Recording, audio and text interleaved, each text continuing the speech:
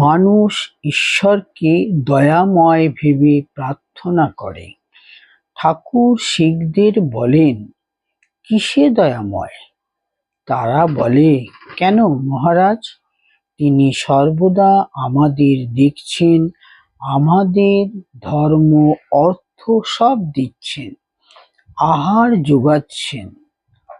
আমি বললুম, যদি কারো ছেলেপুলে হয়, তাদের খবর, তাদের খাওয়ার ভার বাপে নেবে, না তো কি বামুন পাড়ার লোক এসে নেবে? সদরওয়ালা বলছেন, মহাশয়, তিনি কি তবে দয়াময় নন?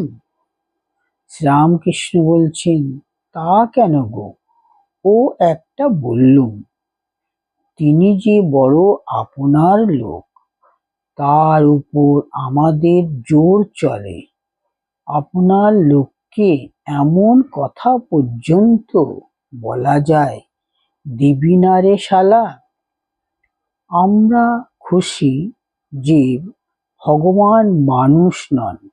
তিনি মানুষ হলে সাধারণ ভক্তদের প্রার্থনা, ধন যশ মান স্বাস্থ্য গাড়ি বাড়ি দাও শুনতে শুনতে তার কান ঝালাপালা হয়ে যেত, তার মন বিরক্তিতে ভরে যেত। যা হোক, তিনি দয়াময় ও জীব জগতের স্রষ্টা বলে তার সৃষ্ট জীবদের তিনি কৃপা দৃষ্টিতে দেখেন। যে সব প্রার্থনা মঙ্গলজনক, সেইগুলি তিনি পূরণ করেন। এ বিষয়ে শ্রী চৈতন্য চরিতামৃতে একটি সুন্দর উক্তি আছে। প্রেমিক ভক্ত বিষয় চায় না, সে উপাস্যের প্রতি অনুরক্ত হয়ে নিজেকে সম্পূর্ণভাবে ভুলে যায়, নিজের দুঃখের কথা ভগবানকে জানায় না। শূন্য পুরাণে শিব সম্বন্ধে এক প্রেমিক ভক্তের প্রার্থনা আছে, হে শিব, তুমি কেন ভিক্ষা করে খাও?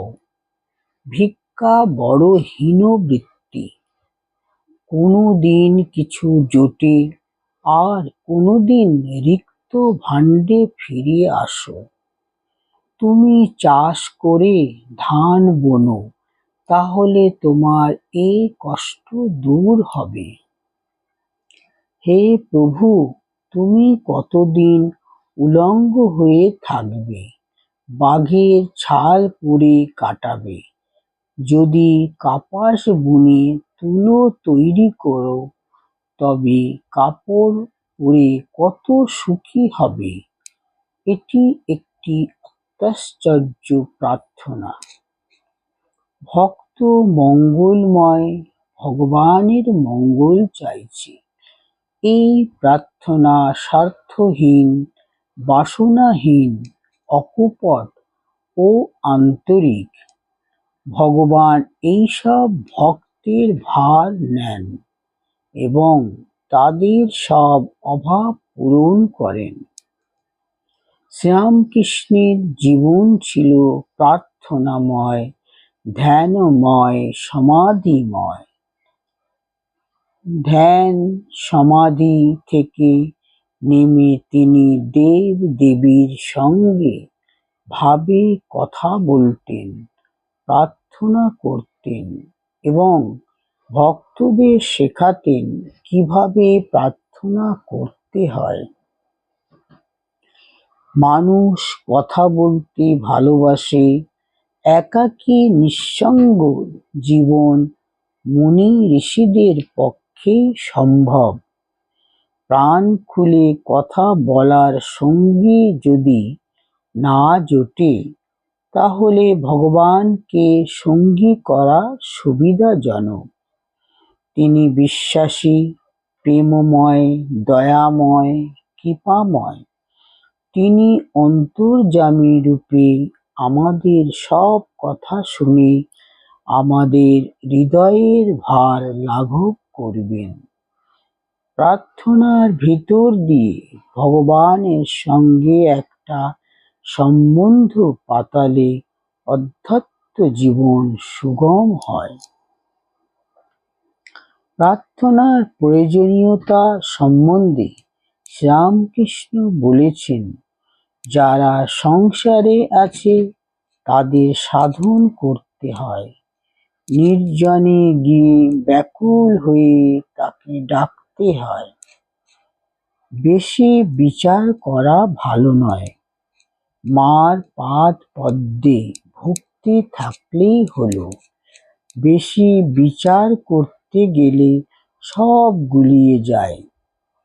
এদেশে পুকুরের জল উপর উপর খাও, বেশ পরিষ্কার জল পাবে। বেশি নিচে হাত দিয়ে নাড়লে জল ঘুলিয়ে যায়। তাই তার কাছে ভক্তি প্রার্থনা করো। শম্ভু মল্লিক হাসপাতাল, ডাক্তারখানা, স্কুল, রাস্তা, পুষ্করিণীর কথা বলেছিল। শম্ভুকে তাই বললুম, যদি ঈশ্বর সাক্ষাৎকার হন তাকে কি বলবে? কতকগুলো হাসপাতাল, ডিসপেন্সারি করে দাও। ভক্ত কখনো তা বলে না, বরং বলবে, ঠাকুর আমায় পাদ পদ্মে স্থান দাও, নিজের সঙ্গে সর্বদা রাখো, পাদ পদ্মে শুদ্ধা ভক্তি দাও। কলিযুগে ভক্তি যোগ, ভগবানের নাম গুণগান আর প্রার্থনা।